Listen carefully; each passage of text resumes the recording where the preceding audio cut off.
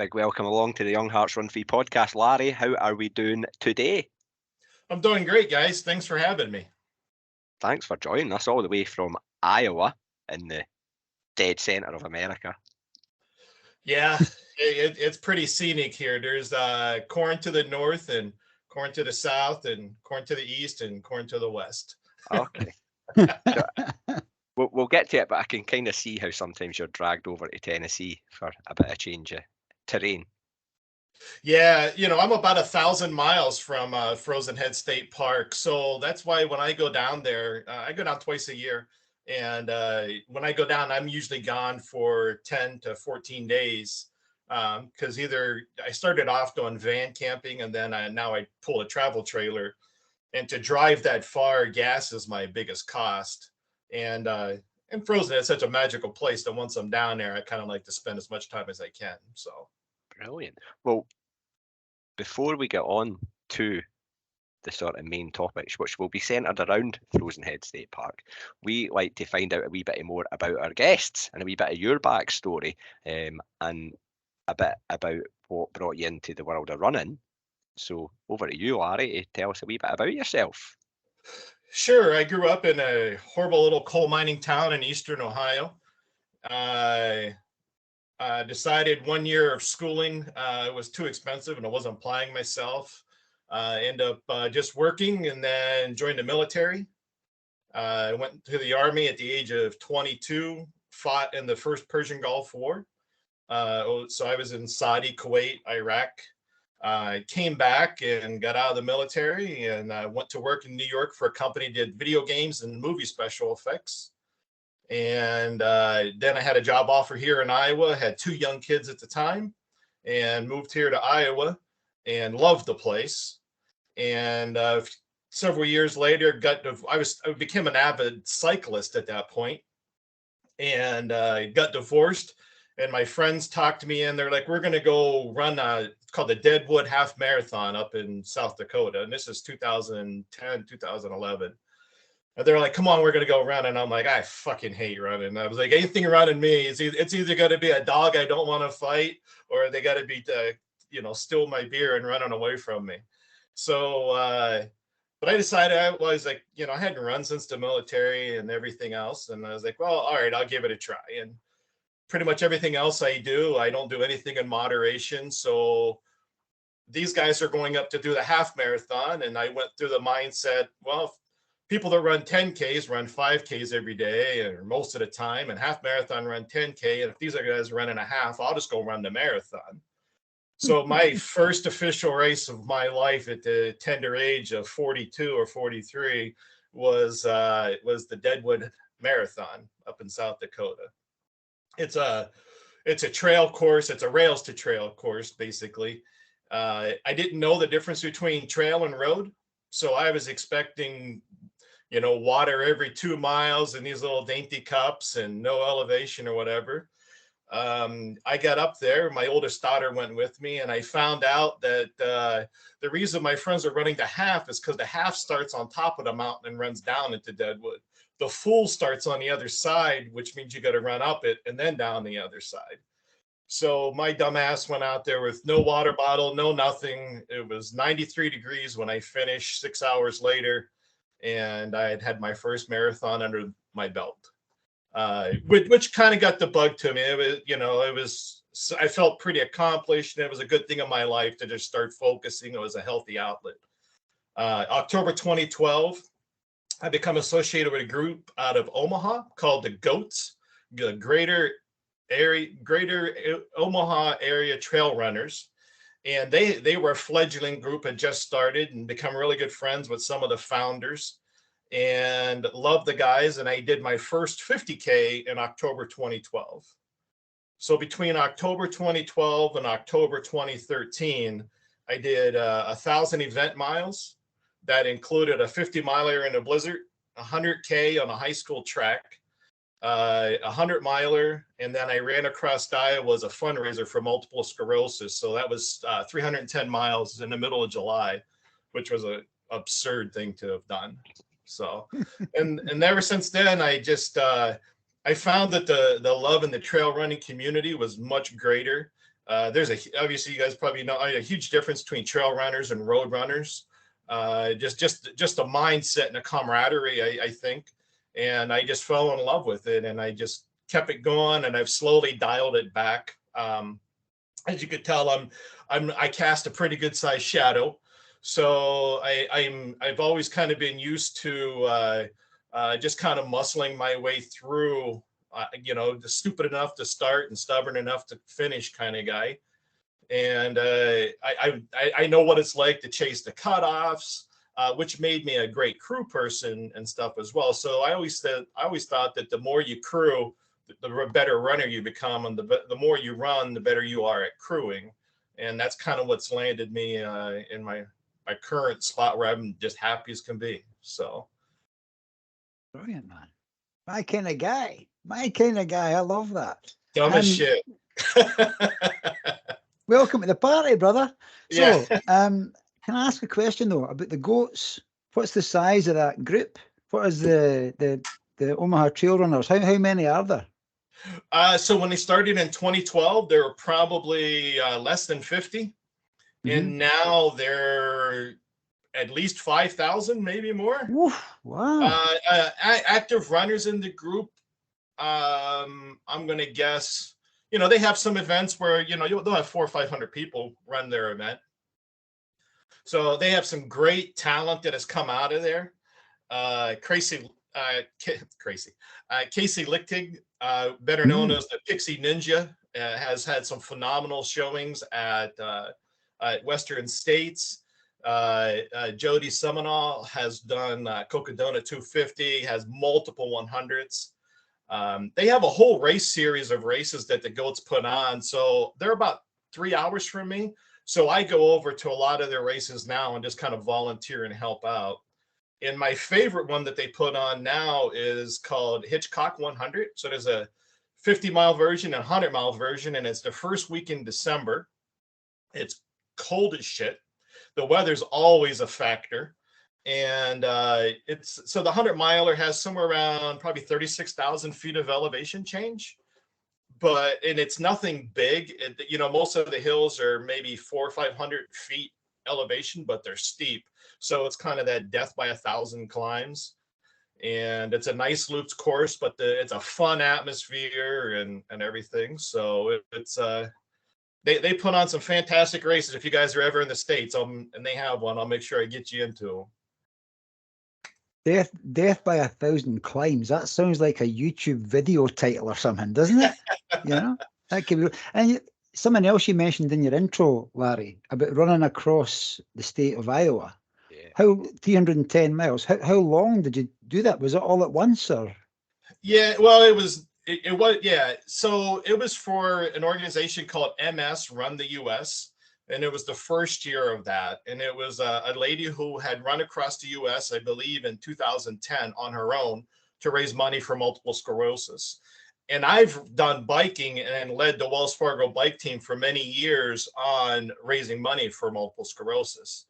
And when I heard about this, I kind of put my name out there and got accepted into the first year. And the idea was that you had to run a marathon a day, because since it's a fundraiser, they wanted you to go through, they had a route preset. You were going to be crewed. It didn't matter how long you took each day. But as you got to each town, there was either, some type of meet and greet or whatever. And it was broken up into segments. So a segment could be anywhere from 5 to typically 8 days. So, the runner one would go for his 5 or 8 days. And then there's a predetermined handoff point where you kind of switch out, and then you pick up, then the next runner, they kind of hand off a baton, and then the next runner goes. So I signed up, and I had the first part of Iowa, which was going to go from basically Omaha, which I have a lot of support and friends over there. And we were going to go to Des Moines, which is very, very close to where I live. Well, the runner who was going to do the second half of the state had dropped out. So the organizer asked me, like, would you want to do it? And I'm like, well, sure. Why wouldn't I? And I said, the only stipulation is that if I'm going to do it, I want to do river to river. So I wanted to touch the Missouri and I wanted to touch the Mississippi. And she was like, that perfectly fine. So it ended up being a little bit over 12 days, again, because we still had to go through certain times, certain towns, certain events along the way. And that was in the middle of July. I overheated so many times that I say that it kind of broke my thermostat. So because now I have the issue still with overheating and regulating temperature and everything. But each runner has to raise a minimum of $10,000 to run, to even be part of the relay team. I've done the relay 3 years. I did that one. I did a segment out of Colorado, but my all-time favorite segment that I did is, if you've ever seen the movie Fear and Loathing in Las Vegas, I ran the segment from Barstow to Vegas. So it was 210 miles. It was 7 days across the Mojave Desert. And I'm thinking, hey, it's April. It's not going to be that bad. Well, it's still the fucking desert. So it was still hot. But that was amazing because I was out there by myself most of the time. So you get up, you know, usually by 4 or 4:30 in the morning, I'm out running at that point, get my 50K in, stop for the day, have my few beers. And yeah, they wouldn't let me drink beer before mile 20 on any day. But once I hit mile 20, I was allowed to start my first beer. Brilliant. I love it. I love it. And after Yeah, a lot of stupid in me. But it was for a great cause. And I've had quite a few friends also continue on with that fundraiser, and just multiple sclerosis in general. I mean, it's a horrible, horrible disease. And I think in my lifetime, I've fundraised probably somewhere around $150,000 so far for it. I'd like to kind of get back and find something else to do as the fundraiser, but Yeah, brilliant, man. And the other thing is no ACL in either knee either. So, but since I was biking, my legs were pretty strong. So once I started doing some of the technical downhill stuff, my knees became sore. But the more I ran, the more the surrounding ligaments and tendons and stuff got. And quite honestly, my knees haven't hurt since I started running long distances. I don't run the road though, so. And sorry, are you still running now? Do you? Not as much as I should be. I'm Okay. more of a hiker at this point. I mover. you know, with the COVID lockdown stuff, I mean, that was tough on everybody across the globe, and I kind of let my fitness get away, and hoping to get some of that back at this point. Maybe this is that year, but I'm never going to be that podium runner. I'm always the back of the back. But it was like I could change my lifestyle to become a better runner, or I could just enjoy running the way I do and make the most of all the events. And that's why, you know, when I met Graham and some of the other ones and stuff, is like I'm pretty carefree and easygoing. And I didn't want to take running serious enough that I would hate running and be angry at it, which again most road runners are. I'm sure I'm pissing people off with that, but they're road runners, they like to get pissed off. Oh man. Yeah, and Graham that Larry refers to there is our friend, pal of the show, Graham Connolly, who Larry had the pleasure of meeting over in Frozen Head State Park. I'm sure that was an enlightening experience, Larry. It was. Graham is a funny guy. The first year when I met him, he was crewing his guy, and you know, the crew always has a lot of downtime in between interloopal stuff, and I kind of like to just walk around and see, you know, maybe pass on some tidbits of knowledge here or there wherever I might be able to. And Graham and I hit it off pretty well. And I think that was the same year maybe Kaz Williams had come over, who was a wonderful lady and stuff as well. And so I don't know if it was maybe between them or whatever, but yeah. And then I've looked forward to seeing Graham the last couple times as well. And Bastard was kind enough to bring me a nice bottle of scotch when he came over. So, but you know what? Yeah. From what you've said so far, Larry, I can imagine you and Graham getting on, you know? Yeah. Well, it's like if you can't pull the piss out of each other, right? It is like he's just fun and joking, but obviously he's got the serious side, and he knew his role was very serious to take and everything. But you know, there's only so many things you can control and some things you can't. And I just thought he had a great personality, and to be able to interact with him a couple times.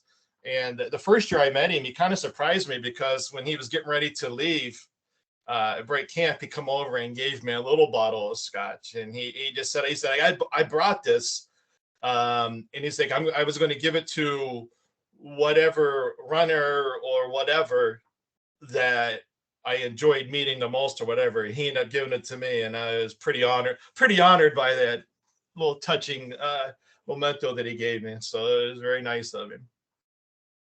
He's a big softy. Yeah, he'll be asking us to cut that bit out, you know. But anyway, it's staying in. But you know what? You've brought us to the campsite. Okay, you've taken us there. What's your story with Barkley, Larry?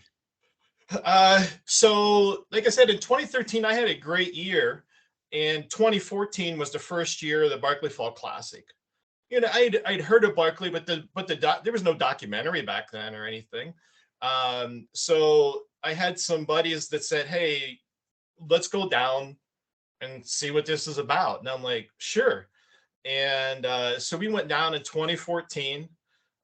One of my friends and I had reached out to Steve Durbin, and we said, "Hey, can we create a Barkley Fall Classic Facebook page?" Which is what I'm still one of the admins on.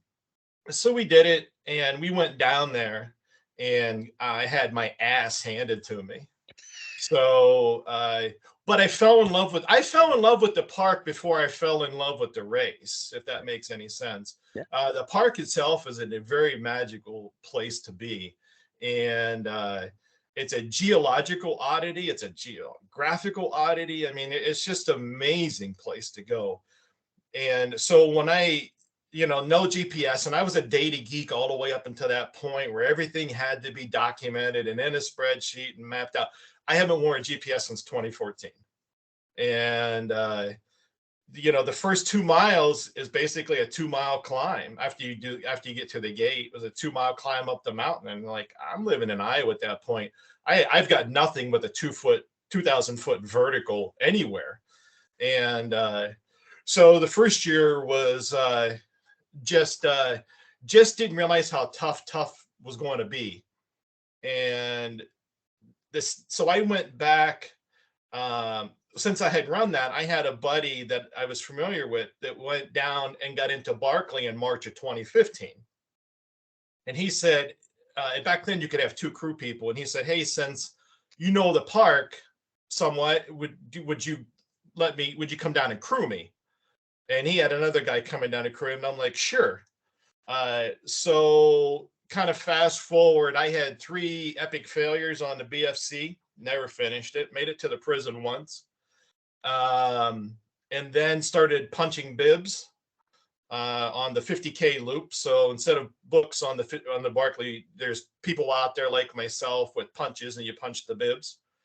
And that now I'm still either punching bibs or just kind of course monitoring or kind of fit in wherever that is. But in the course of those 2014 to say 2017 years, I was either crewing somebody at Barkley, I was running BFC, or I was helping out at BFC. And I became pretty good friends with one of the cast of characters affectionately known as Bad Mike. And I won't use his last name or anything because he stays pretty much in the shadows on a lot of this. But Mike does a lot for all the races, kind of behind the scenes kind of guy, very accomplished himself. And since he would come down, I'm coming down for a week ahead of time. We would sit down the few days leading up to the race, because we were the only ones there, sit around and start having a few beers together, and just developed a natural friendship over the course of those few years. And, obviously you meet Laz. Well, in 2014, that's when the documentary came out as well. So we had the night before the race, they had the spaghetti dinner, and then they showed the documentary movie, the Barkley Marathons. And that's kind of really, the first year I think there was 105 of us. In the second year, I don't think we got to 400, and now there's 1,000 people on the wait list with 400 in and stuff. So it's absurd, but it's a great place to go, and the course has developed over the years, and became, I saw Laz and just talked to him kind of off to the side, but never really was in the way. Really started helping out Mike, and then as the race matured, the Barkley race, more and more people were there. I was typically there in a crew capacity, but the campground is closed for the race. And you start having more spectators and people in there that shouldn't be in there. And I had no problem with asking people that shouldn't be there to leave. So I kind of got to help out with maintaining a little bit who was in the park and who wasn't. And over the years, I think I earned the trust of Laz and the rest of them, because it's like, I care about all of Laz's races, whether it's BFC or Barkley or whatever, and I'm going to want to see them do well. So I'm not going to disclose anything that's going to harm the race. I'm not going to disclose anything that that's not already public information. I have no idea when the race is going to start. I have no idea what the course is going to look like, and nothing on any of that. So, so then now up to current date, now I'm just kind of on staff on both BFC and Barkley. So I kind of help out wherever I need to on those. The last few years on BFC, I've been punching bibs in the middle of rat jaw. So the briar infested, I think it's 0.8 miles, and I think it's 1,800 foot climb up that. So I usually have my Australian Shepherd Oz with me, and we're in the middle of a break that goes across it, and we're punching bibs for these poor bastards, either climbing up, or this past year they had to come down it and then back up it. So Right, we've just been saying that there's still that bit of mystique around about Barkley and around about Frozen Head Park, and I was getting a wee bit concerned about the sort of social media stuff that was out there, but there's still enough. And I think what you've just described, it's people like yourself that are keeping it tight. You're keeping it the way that it was intended to be. What about? Can you say a wee bit about Laz, about the character of Laz? Yeah, I mean, the guy's a genius. I mean, he really is. So in my professional career, I made a lot of money of taking things that were good and improving on them until they couldn't be improved. They're good to great. What made me really fall in love kind of with the Laz's mind is any race that he's kind of developed and put on, there's no way to make it any better. I mean, you look at that. I mean, you take the backyard race or even Barkley or his race across Iowa and some of these other races, is that it's not, he doesn't put on a race where you're like, hey, that's pretty good, but how about if we did this? And he's already kind of thought of that and has put it out there.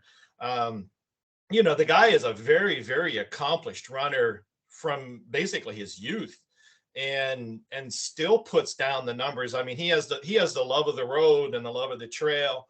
And if you talk to him, the guy has knowledge on every subject. There's nothing you could talk to him about that he doesn't know. But on the same side, he also has a hunger for knowledge too, right? So you don't obtain that amount of knowledge without wanting to learn. So he'll talk to anybody about anything, and he's pulling knowledge from who he's talking to. He's giving them some knowledge, but he's pulling knowledge from them. And I think, he's kind of tested his boundaries on physical endurance and stuff. He knows kind of how to push on some of that. He's a phenomenal writer. And I would just say that his persona that you see, the character of him, that really is him. But but it's a facade. The guy is a genius. Somewhat sadistic, but he's a genius. And he's a very nice guy. He's a wonderful guy that doesn't have a mean bone in his body, but he sure has some mean muscles. Yeah. And for a wee while, well, more than a wee while, but certainly a wee while in the calendar year, he's got everybody waiting on him, lighting that cigarette, hasn't he? You know, it's just brilliant, absolutely brilliant. He does, and I'm glad that they're able to keep that part of the mystique about it, and that's why every year, we have people that's going to the race put out on social media. Hey, I'm on my way to Barkley Marathons, whether they're traveling from overseas. It happens with some US runners and stuff. And the idea is the runners are out there, they more cooperate than against each other. So if the runner thinks he's in competition with another runner, he's kind of already lost, in my opinion. You're out there against the mountains, you're out there against a course. And, these guys that have been successful have been that way because they've worked with other runners through the earlier loops to have that success. And so I'll just stop there. I think when we spoke to Jasmine Paris recently, and we spoke a lot about alliances that are formed between runners, between competitors in Barkley, and how important that is to success, these alliances. And yeah, okay, this year there was 3 finishers and a winner, so to speak, which almost doesn't feel right for Barkley. You win it. There was 3 finishers. That's how I look at it. I don't know about you, John. I look at it. It blends into the background as to who came first out of those 3 for me already. It's just that it's the strong alliances that are formed to get to the destination, if that makes sense. And you see that play out every year, and it can often depend upon the weather as to how that success or lack of success falls. Yeah, I must admit, I didn't see it as a podium. Many years the podium, if there was one, would lie empty. I didn't see it as a podium as a 1, 2, 3. No, I agree with you, Stephen. I see it. It's people have overcome the challenge and they've succeeded in completing the course. That's the way I see it. It's a collective. That's how I view it. Yeah. And I think that just shows it's kind of a razor's edge, right? I mean, everything has to go well, and the weather needs to be somewhat favorable. Yeah. Because if the weather turns bad before, during, or at late part of the race, it's going to impact you. And if you lose 15 minutes over 60 hours due to weather, that could make or break your race right there. I will say this year, Jasmine was impressive. She was impressive last year, so it was very, very, very cool to see her go out and get 9 pages on Loop 4 this year, and then finish the rest of them and come in. That was an incredible performance on her, so hats off to her. There are quite a few ladies that have done well and stuff, so it's encouraging to see them keep having more and more success. And I'm going to butcher his name. I think it's Arion, the guy they finished. He had like one of the fastest Loop 3s. I think one of the faster Loop 4s. When he finished, he could have fucking went back out. I mean, it was kind of an amazing performance. And for someone's first time there, it was wonderful to see that. And last year, the day after the race, because I always stay for a few days, the day after the race, I woke up to 8 inches of snow on the ground.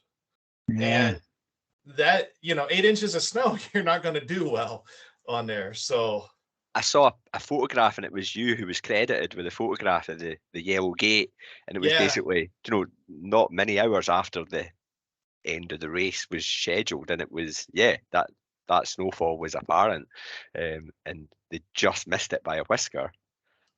My favorite thing that happened, I think it was it must have been 2021's version of it, is it had rained all day, and I mean like pouring fucking rain, like what you guys probably have every day, right? So it's pouring rain, and it ends up it's going to be an early morning start. So, and I can't remember the exact time. I want to say it was like 2:04 when he blew the conch. It might have been 1:04. I think it was 2:04. So we're standing up in the tent, in the big event tent, and again, I have no idea when it's going to start or anything else. And there's crew hanging around, the runners, the smart runners are in bed, but it was raining so hard, nobody was getting really any rest. Laz steps out at like 2:04 to blow the conch shell, and it stopped fucking raining. It had rained for at a minimum of 8 hours. Sheets. He blows a conch, and it stopped raining right then. And everybody, because then you have an hour till race time, so we hand out the watches, and everybody gets ready to go. He lights his cigarette, and before they got to the top of Bird Mountain, it started pouring again. So that first, like from the blow of the conch till about an hour and a half later, nothing. It was, I mean, I don't know what type of magic crystals he's got in his pocket or what kind of deal he's doing over there, but it was phenomenal to see something like that happen. It's like you couldn't have scripted it any better. Oh yeah, I mean, and that just plays into the lure of it too, right? Yeah. I mean, and you know, a lot of people look at the weather forecast for Wartburg, which is only, you know, a few miles away, but there's several mountains kind of in between, and the weather that's in Wartburg a lot of times is absolutely nothing what's going on in the park, and what's going on at camp is nothing what's going on top of the mountain.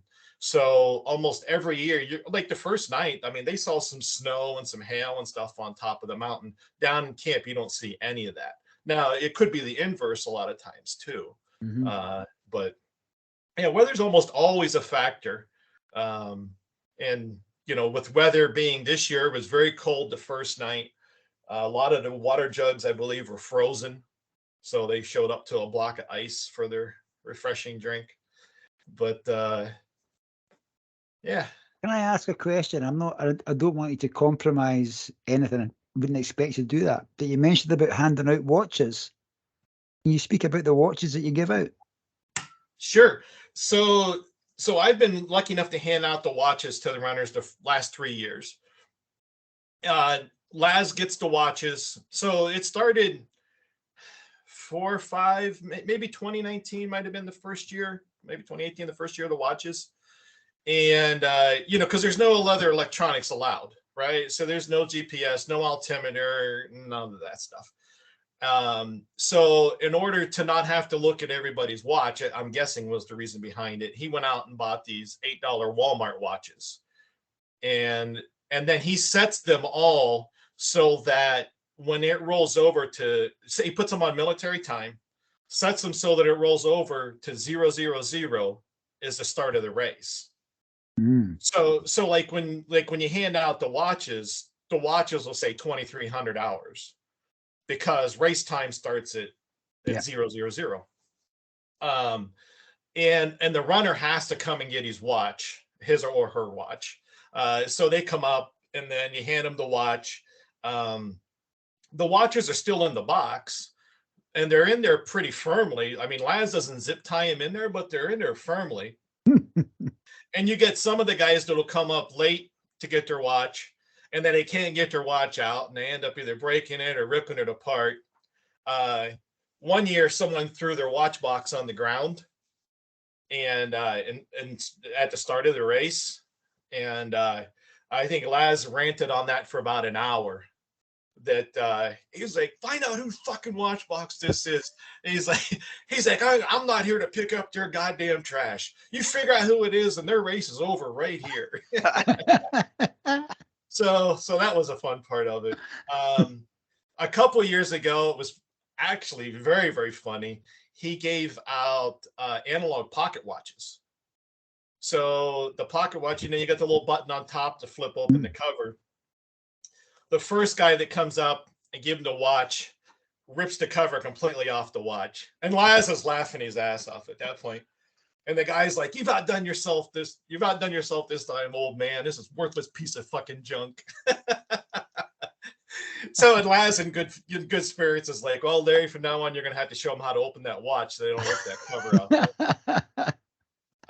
But a lot of the runners, like this year, it was an eclectic group of watches.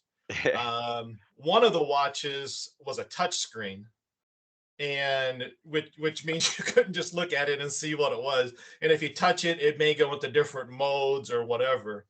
And a good friend of mine ended up getting that, and I was referred to her as the nondescript Arizona runner. Ended up getting the watch, which made me feel bad because I ended up giving it to her. Well, you start with the 40 watches, and they're all in cover, so you don't know who's getting it. And they're all in identical boxes. So as they open up the box, they're like, "Who's got it?" And it was like, so the odds started getting worse and worse in your favor. And I think there were only 10 left when she got hers. So she got hers, and you got the touch screen. She got the touch screen watch. So. I was keeping up with Keith Dunn's reports on touchscreen watches, and how maybe you wanted to avoid that one. I love that though, that even the watches are a lottery, and it's just a mind game, isn't it? Even at that early stage, it's just fantastic. But it's all just part of it. Yeah, it is. And some of the runners will take the watch. It's actually, again, it's genius to set it to the race count, right? Because now you look at that watch and okay, I've got, by the time that watch says 12 hours, I need to be back in camp and on loop 2 if I'm on my 5-lap pace. But some of the runners will immediately take that watch, and either they'll do it or give it to their crew to put time of day on there. So if the race starts at 10:04 in the morning, and you change your watch to say 10:04 instead of 0:00, now you got to start doing the math of, okay, now it's 9:00 at night. Where am I at race time or whatever? If they would just leave it at race time, they would be much better off. But it's very entertaining to watch a lot of the shit that goes on there. I know, I love it. Now, I've got a question, if that's okay. The books, obviously, and getting the pages from the books form a big that's part of the mystique as well. What other bloody race in the world do you tear a page out of a book and bring it back to camp and stuff? The placement of those books, who puts the books in place? Like, I know Laz will plan that, but who actually goes and puts them in their location? There's a few guys. So Laz has done a lot of them for a lot of years. And then he has a few guys that he trusts, right? That have access that allowed to go to those places within the park to kind of set the books out. Okay. I'm not going to tell you who they are or anything, but I mean they're very close to Laz. They have a long history with the race to go out and put them there. So I think it's just everything that goes on that we're not aware of, and would, like John says, we don't want to compromise you, like tell us any of the inner sanctum stuff that goes on, no at all. But I think just kind of it piques the interest, doesn't it? And that's part of the lure. You said that word, the lure of it all. But there's a cast of people involved in that. Yourself, Larry, is one of them. And some people, like Bad Mike, quite happy to be in the shadows by the sounds of it. But is there anybody else, characters in that sort of cast, behind the scenes cast, who kind of make the magic happen? Yeah, and I think the people that do that want to remain behind the scenes and stuff too.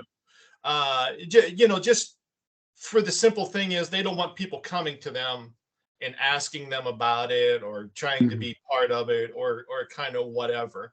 Yeah, we'll get 2 podcasters from Scotland giving them a shout and saying, But the only thing that so I've never applied to Barkley. I've never been off the park trails. So I've not been other than for BFC. I've never been on a lot of the trails where Barkley and stuff is. Right. So just to put that aside. But if you're good at reading a map and look at that, the book is at the bottom of the big climbs, and then the other book is at the top of the biggest climb. So it's basically as far down as you're going to go. I mean, and that's the purpose of the books, right? To make sure you go all the way to the bottom and you come all the way to the top. So, and from, as you've heard other people talk, some are easier to find than others. So yeah, I love the, people, they hear about Barkley and they've watched the YouTube films and all that sort of stuff, and they think, oh, you've got to go and you've got to find books in a forest or in a camp or whatever. But there's so much detail goes into the preparation of this, even just what you've described about the watches, Right. and then there's the thing about people bring a number plate and all that sort of fun stuff at the start. But when the actual event starts, it probably is the toughest gig on the planet, isn't it, for running? Absolutely. I believe so. I mean, you got 40 world-class athletes from all over that's coming there every year to get in, to try it. You have to, I'll go back to some of my friends that live here local that are very, very accomplished, 100 milers. Mm-hmm. But it's like, well, I don't want to do that type of terrain. I don't want to, I'm afraid of the wildlife. I'm afraid of being by myself in the dark. I mean, there's the physical aspect of it, but then there's the mental aspect that goes along with it. So your toolbox you have to be a master at many things in your toolbox. You've got to be able to not only to read the map, but navigate by reading the map. And you're not going to fake your way through it. And you have to be able to recognize if you're off course. And if you're off course, how do you get back on? Now, how do you get back on if it's pitch dark or if it's fogged and you can't see anything? Because, you go out west where a lot of them train in the mountains out there, you get above the tree line, you could shoot bearings to different points and kind of triangulate back to where you are. Here, you're in trees all the way on the top of the mountains. There's no bare spots anywhere. So it's not like you're going to get to the top and look over and say, well, that's where I'm at. So you have to be able to look at the intricacies of a topo map and figure out where in the hell exactly you are. And the whole idea is don't let yourself get lost. So the ones that are successful are the ones that look at the map, start going through the directions, and then start putting handrails out there and say, okay, I need to keep this feature to my right or to my left. I need to go, and if I hit this guy, if I hit it spot on, but I know if I cheat left 3 or 4 degrees, I'm going to hit that. And now I know which direction to go instead of overshooting it, not sure if you're left or right of your objective or whatever. So orienteering guys, the nondescript Kiwi out of New Zealand, who's had some phenomenal experiences at the park, is a world-class row gainer. And to be able to have never been in the park and come over and just basically read the not only the map, but read the terrain as he's on it is definitely a piece of his success. And I think you touched on something there that was around about if you can make the distance between the book that's, say, at the bottom of the hill and the book that's at the top of the mountain, mountain. Yeah, that's fine. As short as possible. Because you read sometimes, okay, it's a 20-mile loop, but of course it's no 20 miles because it's the direct line is vague. It's 20 miles. We do the rod and we wheel the course every year, 20.00 every year. I can tell by the mischievous look in your eyes that that's a lot of shite. Yeah, if it was a little bit long, if he would make it 26.2, it could be a Boston qualifier. Yeah, you get a sub 20 hours. You'll get into Boston. Yeah. I can imagine. Boston's coming up 2 weeks time, so good luck anybody who's doing that. But typically the distance between the two books is the shortest line. It's the steepest way up and the steepest way down. That's typically what it is. So but I mean, if you miss it by that degree and you're half a mile beyond it, and you're backtracking, it must be so demoralizing. After I know what it's like if I'm just running up my local, let's call it a hill because it's not quite a mountain, and I'm knackered. Sorry, I'm gubbed. That's probably 2 words that you don't know. And the last thing you want to do, especially if it's wet, windy, cold, which it often is in that part of the world in Frozen Head, the last thing you want to do is have to double back and retrace your steps to try and get the way that you need to be. It must just be suck the life out of you. Well, and that's, that goes into the training, right? Because if you've never been lost and then had to find yourself, that's not the place you want to get lost for the first time. Yeah. So when you talk about preparation for training and stuff, you need to be able to find, you need to be comfortable being uncomfortable, I think, as Laz is saying, or maybe just one of the other sayings about it is you got to get comfortable being uncomfortable. And one of those uncomfortable feelings is you can't panic. If you panic, your race is over.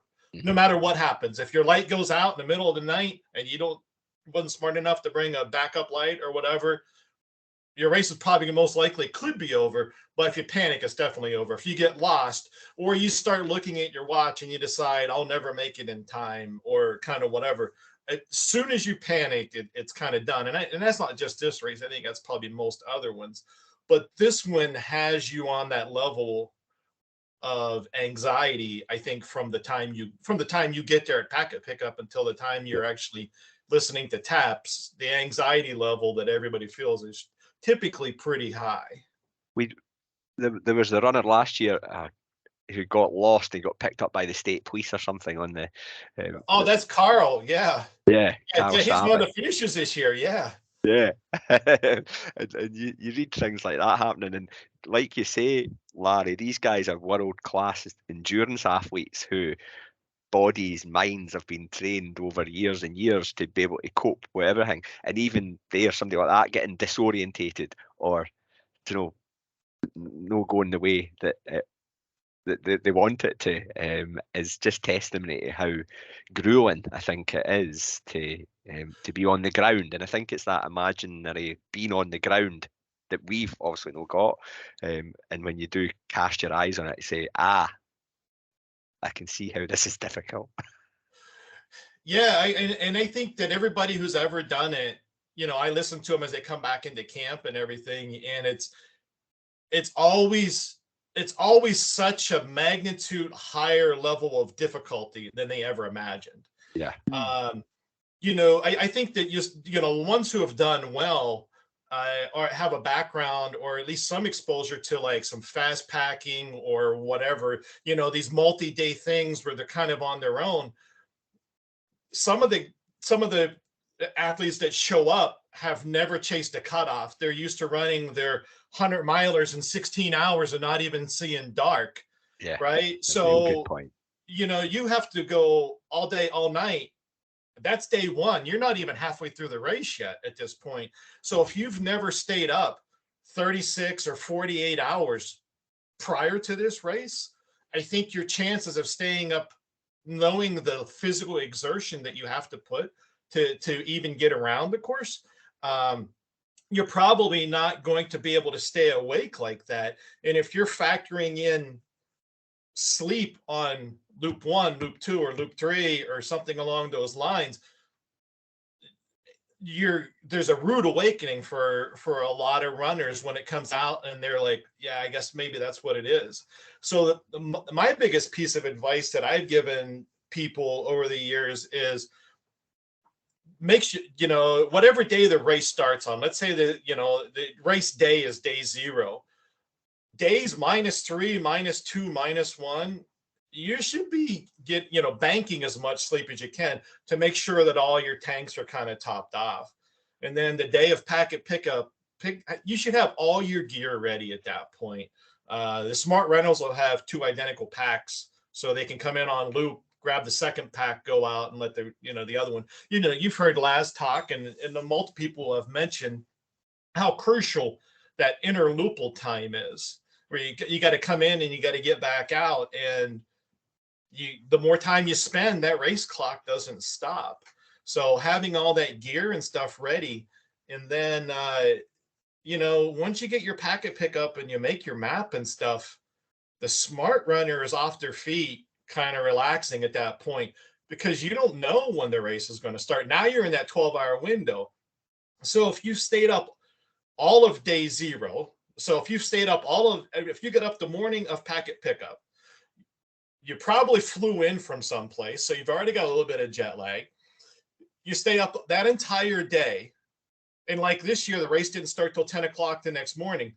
If you got a restless night's sleep, you're already tired, or your bank account's been depleted a little bit before you even start the race.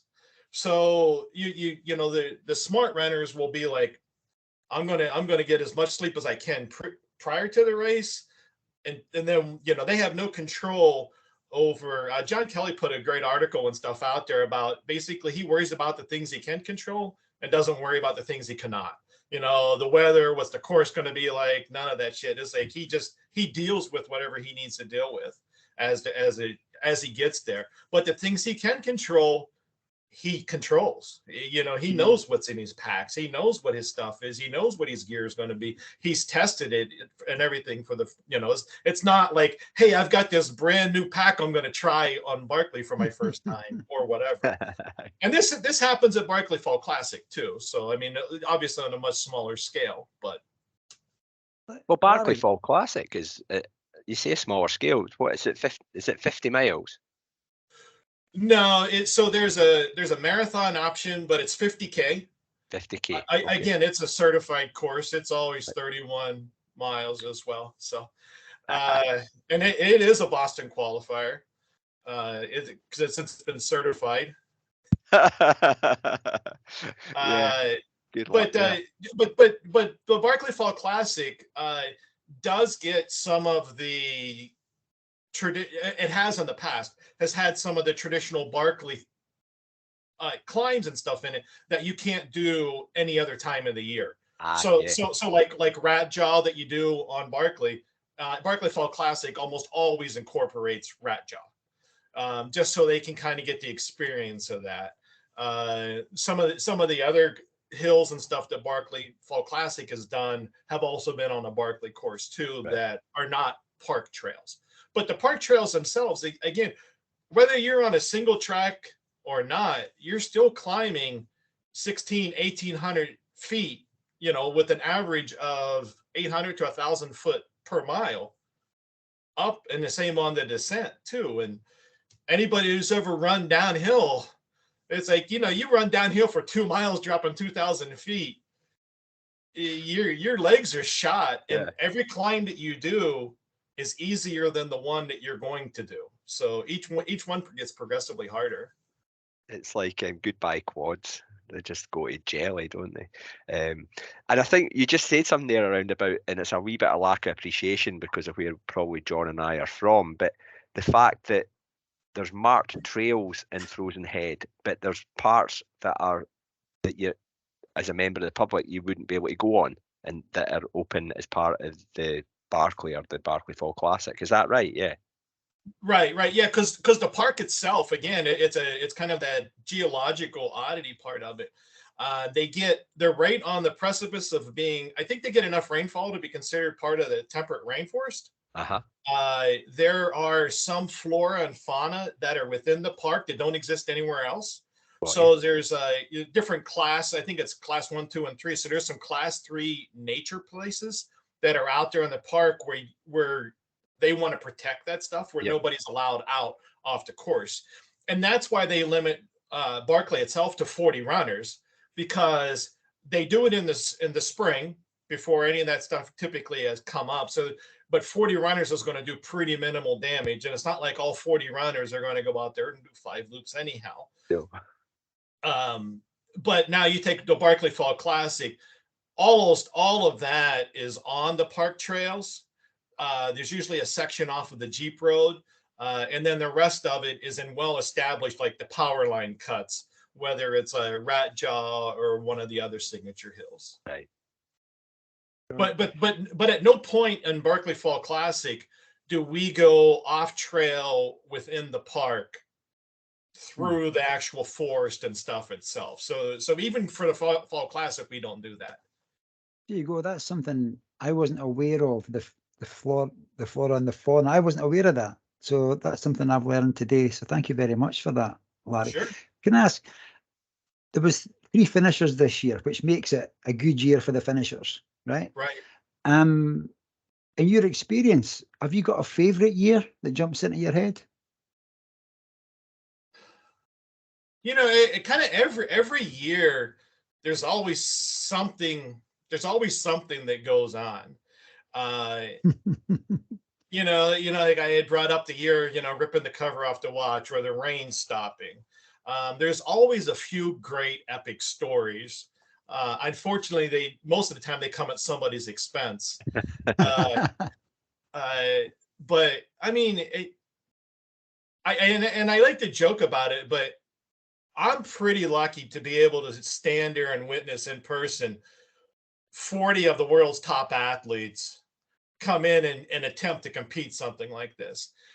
There's never had to be a rescue. They've all self-extracted, and there's been no fatalities, knock on wood, on any of that. So as light as we make this and everything, I mean, it's a very serious kind of thing that occurs.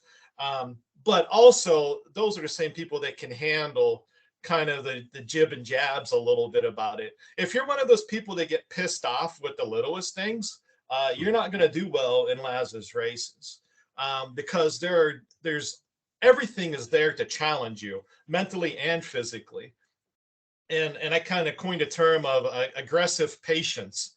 And that's how you kind of have to, that's kind of how you have to approach, I think, his races. Especially like either the Barkley Fall Classic or even Barkley itself, where you can't fake your way through it, but you can't overreact either. Shit's going to happen. You're going to get to a place, and you're not going to either find your book, or you're going to get to the aid station, or kind of whatever. And it goes back to, you can't panic again. But if you're not hovering just about that red line, you're probably not going to finish either. So yeah, and all the things that you spoke about earlier about trying your best to bank sleep, I can imagine, certainly for a first timer being there, your adrenaline's pumping, right? You're there, you're in Frozen Head State Park, so to try and get rest would be quite difficult. And what Stephen was talking is about going up a hill here and going too far and getting pissed off at that.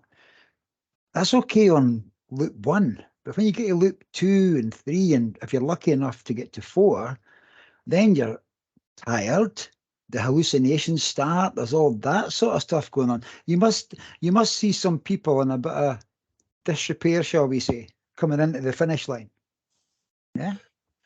Some people that what? I didn't catch that word. That come into the finish line, they're in a bit of disrepair, a wee bit tired. Oh, absolutely. Even the people that's coming in on loop 1.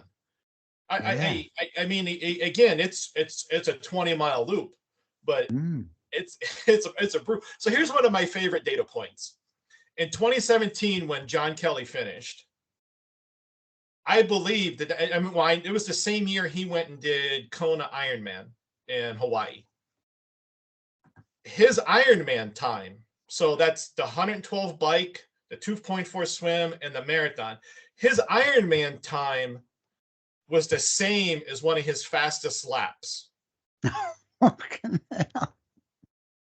So, I mean, same guy, same year. I believe that's right. And if not, I'm sure John will correct me, but I believe that both occurred in 2017. Just to put that, I mean, you know, you get to kind of compare that person putting out that same level of effort and stuff. That gives you an idea how brutal that course is. Yeah. So anybody that goes out there and comes in with one loop, it's quite an accomplishment. I mean, honestly, especially if you're under time. And I think that's where the good weather is going to favor the newer runners, the newer ones to the park, that is, because they're more likely to be able to keep up with another runner. They're gonna kind of, you know, that's the part of the genius too, right? Is that balancing of virgins versus veterans on there. And, you know, who do you kind of pair up with? And if the weather's nice, it's easier to pair up with somebody than it is if the weather's shit. So, and if it's a daytime start versus a nighttime start, and all of that kind of factors into it. But you know, just to clarify, that doesn't take away from what these guys accomplished this year. Just because weather wasn't the determining factor, they still had to accomplish everything else. They still had to do the loops, do the time, do the navigation, do, you know, 2.5 days and 2 full nights of being out there, which again is no easy task. So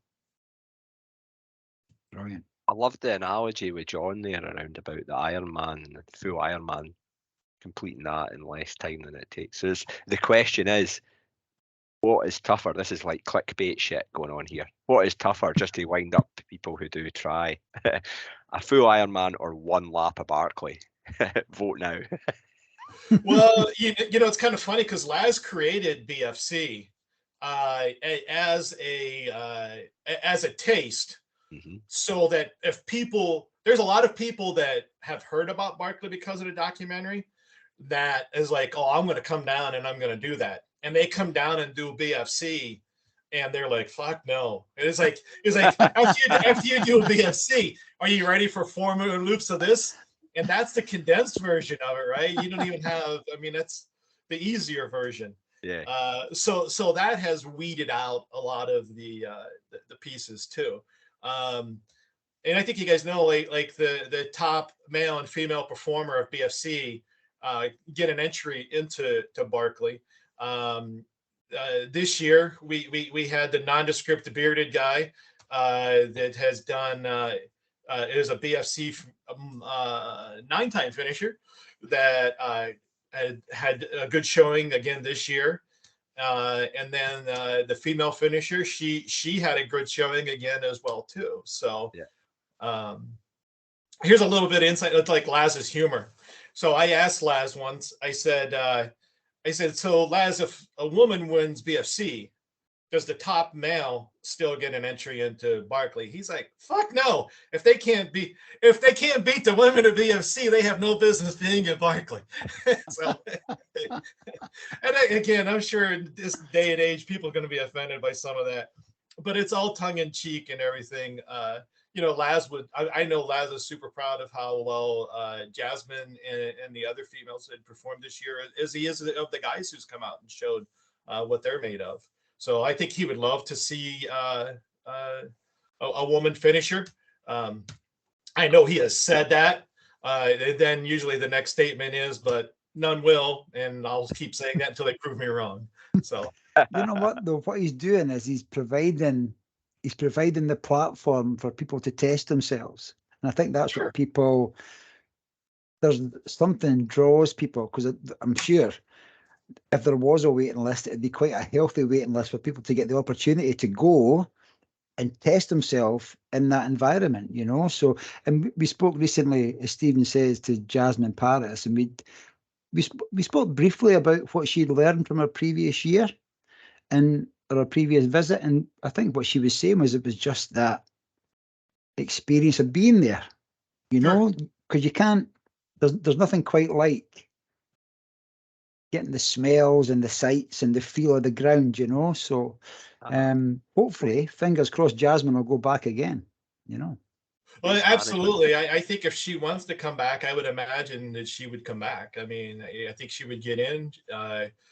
Given her success of already 2 fun runs and Loop 4, even though overtime, that's impressive all on its own. I mean, there was a lot of men that never made it that far this year.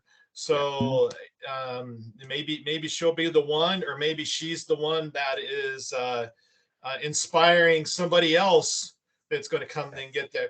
You know, and like she said, that, you know, especially the foreigners don't have the opportunity to come and train in the park. Yeah. So you could come, like, and I've went down several times early on in the mid 2000s of going down and just running and hiking in the park. So like I've done all the park trails and everything. You could take the park trail and you're still dropping that 1,800 feet. You're just on the park trail. So you could still kind of do the you know, get the feel for it and everything come out.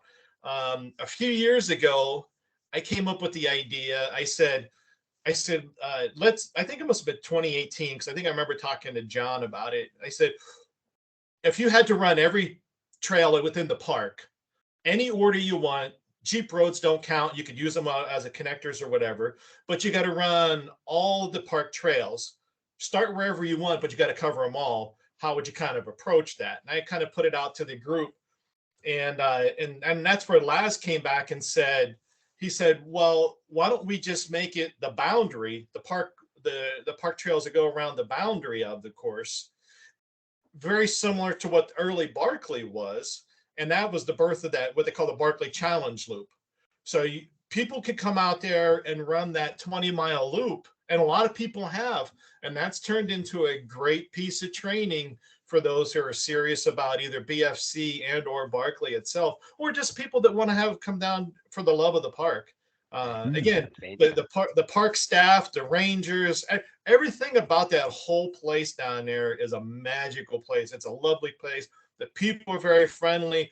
The towns around it are very supportive of it and everything. So anybody who gets a chance to visit, whether during an event or not, you're going to do yourself a disservice if you're in that area and you don't stop by and at least go for a little hike and experience a little bit of the park.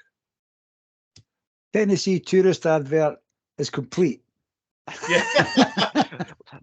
I'm only talking about the shit I like, man. I was like, that's why I'd be an awful salesman, because I can't sell something that I don't believe in. And listen, man, the park and you know, some of the rangers have become great friends, and we look forward to seeing them every year. Like I said, you know, Bad Mike and I show up early and we stay a little bit late. But we lay some of the groundwork and stuff too. So we make sure like the event tent is there and you know, make sure that what should be in the park is in the park and in the campground, and what isn't is not. And just listen, man, I think Steve and I were sold long before we were on this. Speaking to you, we'd love to be along there, man. Maybe one day. It's on the wish list, definitely. It's on the wish list. No to run it, just to be in it. That makes sense. Get in and go do the BFC, man. Then you get to experience the park. You get to do the race. You get your Boston qualifier in.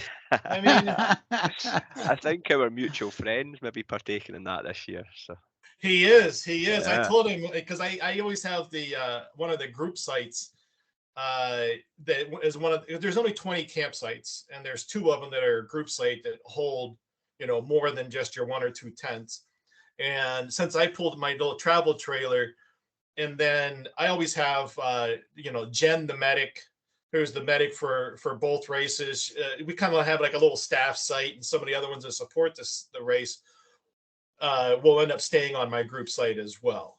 So, you know, typically Bad Mike and if, you know, Keith, if he's there tweeting, and he's always punching bibs at BFC. But I told Graham that he is more than welcome to kind of stay on the site and everything if he wants. So we'll see. VIP. Yeah. Well, but the thing is like, you know, those guys, the smart runners, again, even for BFC, will be in bed early and quiet on Friday night. the group site is kind of off to the side a little bit. And since we're not running the next morning, we're up, and it's a reunion for us because it's some of us haven't seen each other since the previous year. Some of them it's been 6 months. So we're over there having a few drinks and catching up, and a little That's bit the of, part. That's a the little part bit that John and I want. yeah, yeah. Stuff the running part. It's all about the community. You said that at the start. This trail running community, It is, camaraderie. you know, and for me, that's my favorite part. Even now at Barkley itself is, you know, he asked about what my favorite year. I don't have a favorite year. I have great memories from each year. But like last year, I took down one of these big pop-up ice houses, or thermal insulated ice house, and it's maybe 100 square feet inside. And I had like a little gas fire pit, and it ended up being like about 10 of us sitting in there. So the German runner and her friend, and a guy from Lithuania and his wife, you know, so the race is still going on. So people are out on loop 2, some on loop 3, but we're sitting inside of there. And just to kind of get to know the camaraderie of listening to the story of the runners who were out there, listening to the crew, finding out just different things about their country or where they're at. That is my favorite part. Yeah, and then usually the second day of the race, I usually do like a big breakfast for who's ever left in camp. So and it's usually crew and stuff because they've already been up a day or so, and they can't really go anywhere. So I'll do like either some like an egg bake or some sausage or hash browns or pancakes or something like that. So that's kind of worked itself. It's, you know, that's kind of one of those expectations it seems to be this year, or the years now, is that usually on that second day that there's going to be some type of communal breakfast for everybody. And I enjoy doing it as well. So. Okay, listen, it's taken us an hour, but we've arrived at talking about food. Brilliant. Absolutely delighted with that. Our I love favourite that. topic. And you know what? You're talking there about, Larry, about the people from different countries who've travelled to be there and listen to their story. That's why we do this podcast, is to listen to people's story and put it out there and let other people. I love hearing about people's experiences and their journey. There's that word, journey. But that sounds exactly what you're enjoying as well in the Barkley campsite, you know? So. It is. I mean, I've made some wonderful friends. You know, without giving the names, Sheila from Australia, I've been very, very good friends with. I got to see her a couple times she's been here. New Zealand, the guy from Prague, from Czech Republic, is a good friend. And some of them I've, you know, after the loop, especially the last couple of years, if I'm not crewing anybody, as people come in on loop 1 or even loop 2, I kind of just look around as I walk through the campground. And some of these guys may be by themselves, or some may have crew that aren't experienced, or something may be going wrong. Last year, one of the guys broke his poles. And I had a set of poles. So I went back to my camp and gave him a set of poles. I've given compasses, lights, just kind of different things to help out. And the biggest thing is, you know, weather seemed to almost have always been a factor. The worst thing that usually happens is you get a nice daytime loop where the temperature is kind of good, and they don't realize how cold it's going to be at that night. So just to try and explain to them, hey, when you get ready to go back out, you're going out in shorts, but it's going to be probably close to 0 up on the mountaintop tonight. And try to let them know, I want to see them succeed. And I want them to be prepared for the weather that they probably don't know they're going to run into. So just kind of giving some of those little tips on saying, if you've got wet weather gear, you might want to take it. You're going to get some rain, because when they leave camp, they're out there typically for at least 12 hours. And a lot happens in 12 hours. You know, you'll see a ton of different weather. So just to making sure, just to say, take more than you think you're going to need, you know, clothing wise or kind of whatever. And then I'll walk through and talk to some of the crew saying, hey, did you put fresh batteries in the lights? Stupid things like that. But it occurs. There's almost every year, there's people that don't have a backup light, or forgot to put the batteries in, or don't have a backup compass, or take one map and then they lose the map or whatever. And you hate to see that, because that's something that they can control, but they've never had to do in any other race. So you don't know what you don't know. And that's why it's very rare for someone to have such overwhelming success in their first showing there. And I think that's what is so impressive about the guys that finished this year, but especially early on. And I don't want to butcher that name. So Fine. Go with it. Go with it. For him to come there and to be able to do that. Yeah, and I think it's already been reported, and I know it's already been reported and stuff out there.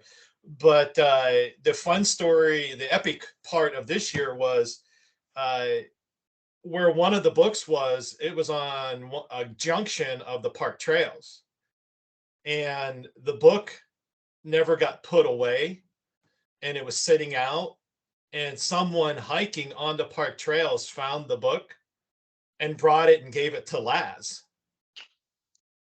He's on loop 2 or on loop 5 going counterclockwise, so he needs that book. And everybody at camp, they're like, what happens? Is there time to run the book out there? You don't know if he's already come through or whatever. And so everybody's trying to figure out, not everybody, but Laz basically trying to figure out what was the best course of action they were going to do. And basically he just said, I'm going to let the guy do what he needs to do, and just let it evolve as it evolved. And so when he got there, he knew that the book wasn't there. Again, showing how much clarity he still had mentally. He knew exactly where he was. He saw where the book was supposed to be. He knew it wasn't there. He didn't panic. Again, another key thing. He didn't overreact. He didn't panic. He didn't quit and take the easy way back. He did something so that he can describe that the book wasn't there and what he did if anybody wanted to go check. And then he continued on, got the last book, and came into camp, finished, tells Laz, I got there, the book wasn't there. Here's what I did. Explain it to him. Laz handed him the book and says, here, rip your page out. So I mean, but it's, yeah. I think that was the most impressive thing, is that for him to have such a state of mind, to come through, not overreact, not throw down his pack and have a fit, to do that. I thought that was amazing. So brilliant. I got a message that said 5 minutes left. That's okay. What, cut out? No. Okay, we're now beyond that 5 minutes. It's okay. Oh, okay. Just the platform that we're using just does that to nudge us, because it means that we're kind of overstaying our welcome with you. So thanks for everything. Just on the fact that there was 3 finishers this year, what just, if you could throw your head forward 11 and a half months, what does that mean for 2024? Just in your opinion, does that? I think the talk for 2024 is it's going to be all on the road, and he's just going to make it. So, look, man, who knows? Who knows? I mean, it really. You order up some weather, some winter storms. You order that up. You'll speak to Mother Nature. Again, I mean, everything went well for all 3 guys. I mean, they busted their ass. They did what they were supposed to do. They didn't make any major mistakes. And the weather, although cold the first night, was not a determining factor. And I think this is my 8th or 9th year being down there. And this was probably the least impact weather has ever had on the race in my 9 years.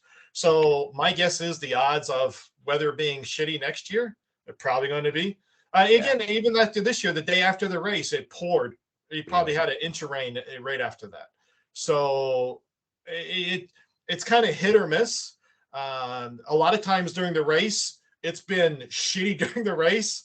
And then the day after the race, it's 75 degrees and sunny. So you can't guess the weather. I don't, maybe he'll change up the course. Maybe not. I mean, who knows? I mean, getting Laz's mind is an impossible thing. Yeah, God. Yeah, it'll still be 20 miles, but you just don't know what 20 miles it's going to be. Yeah. You know what? He's got 11 and a half or maybe 11 months to figure out some shit that he's going to put down there. So it'd be interesting to see, and we'll all tune in again. Right. You know, we'll all be there. So a few reps of rat jaw. Just rep, Stop and rat do jaw. Yeah. We teased about that one time, saying that we should make the BFC you could start at the prison, which is at the bottom of Rat Jaw, that big field, and just do repeats up and down.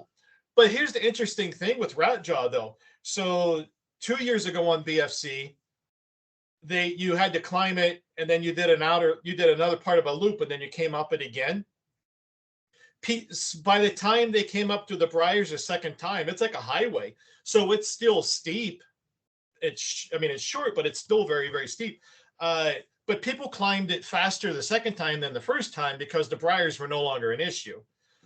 This year, they came down for BFC. They came down through the Briars. I'm watching these poor bastards cut trail, and then by the time everybody else coming behind them, and then it was easy on the way down, and then climbing back up. It's a road again, so they didn't have to break trail on there. So it'll be interesting to see what changes he even has in store for Barkley Fall Classic on this one. So nice. Okay. Well, listen, you've been very, very gracious with your time. Thank you so much, Larry. I don't know if I've enjoyed this chat so much. I say that every time, but it's just been so great to hook up with you and get your unique insights into things, Larry.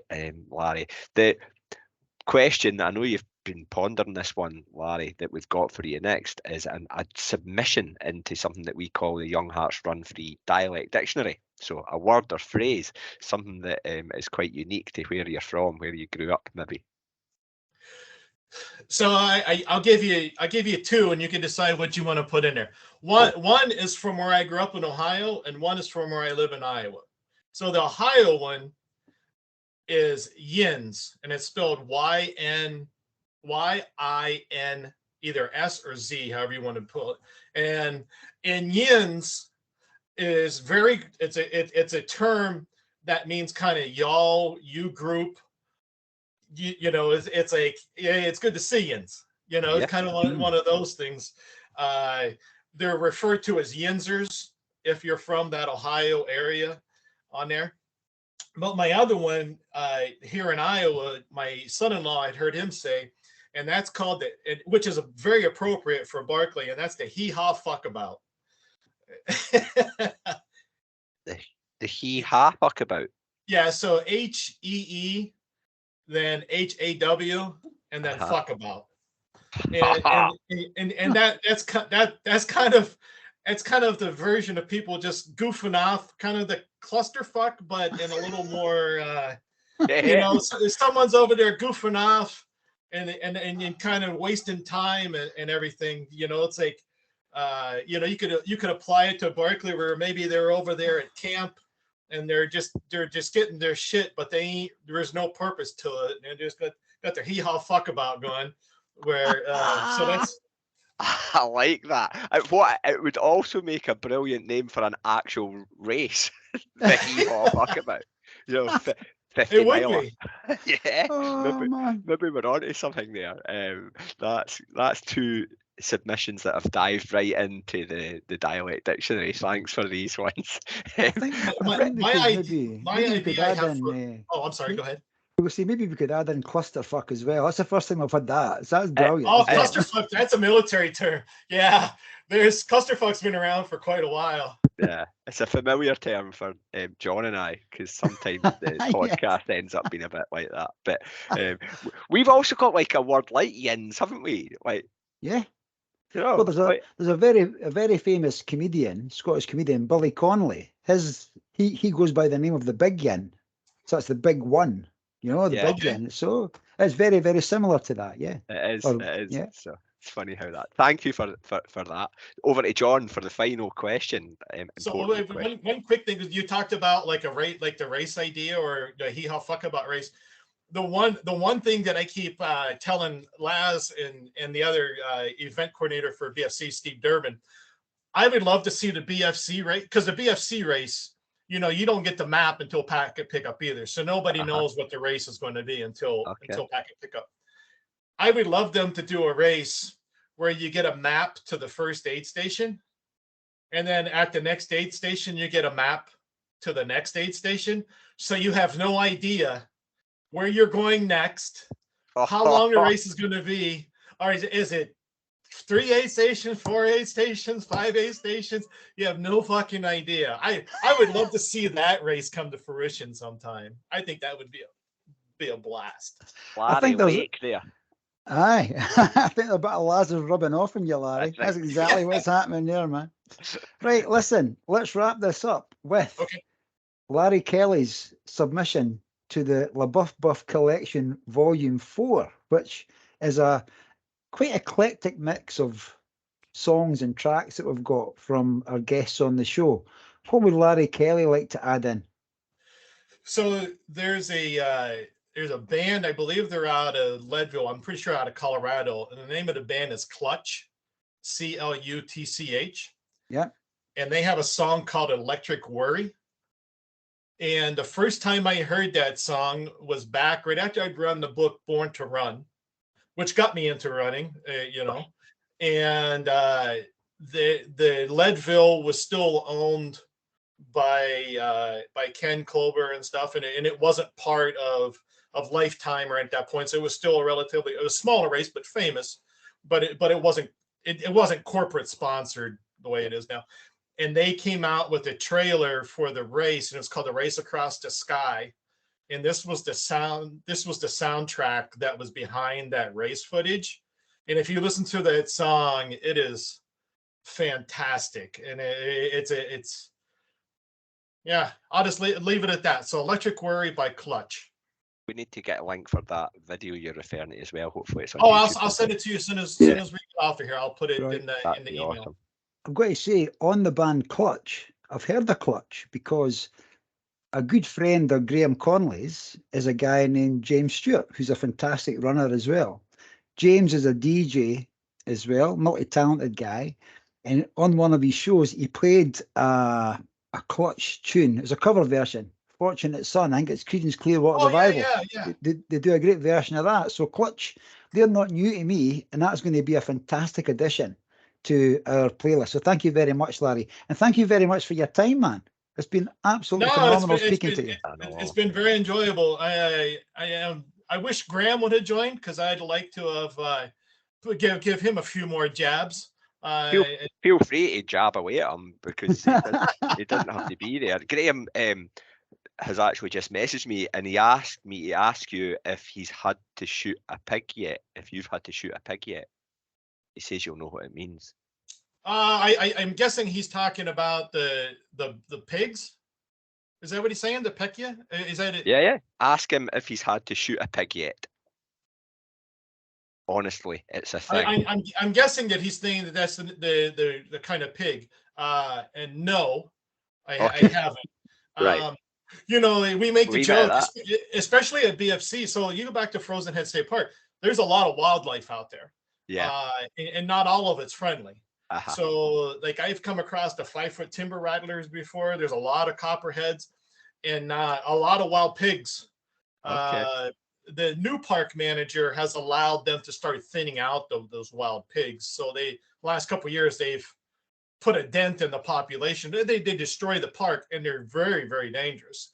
I mean, the tusks they have are razor sharp and stuff, you know, because I go with my dog quite a bit.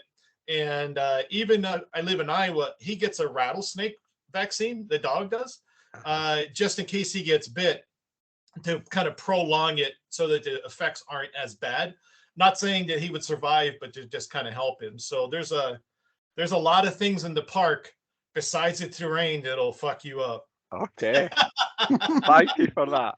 Thank you, and thank you so much for your time and your entertainment over the last hour and a half. It's been absolutely awesome to catch up with you. We love this. We love the connections that we get to make through the podcast with people that we'd never ever, cross paths with. Well, maybe we will, because maybe John and I will rock up to Frozen Head State Park one year. I hope you do. I hope you do. Yeah, we never know our luck. So yeah, thank you so much, Larry. And maybe I'll put myself in Graham's luggage on the way home from BFC, and I'll come over and spend a week in Scotland. And that'd be cool. That'd be cool, man. Brilliant. Do it.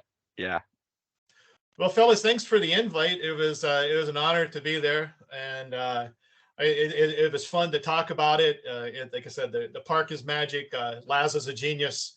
Everybody around the race, it's just kind of a fun atmosphere, and there's a lot of joking and stuff that goes into it, but the people that finish Barkley or even the Barkley Fall Classic, it's an incredible accomplishment. And some of it's their accomplishment of a lifetime, and as it should be. But it's a fun group of people to be around, and I'm very, very fortunate to be able to be on that, kind of be able to see it up close for so many years. So brilliant. Thank you, Larry. Thanks very much, Larry. All right, fellas. Thank you.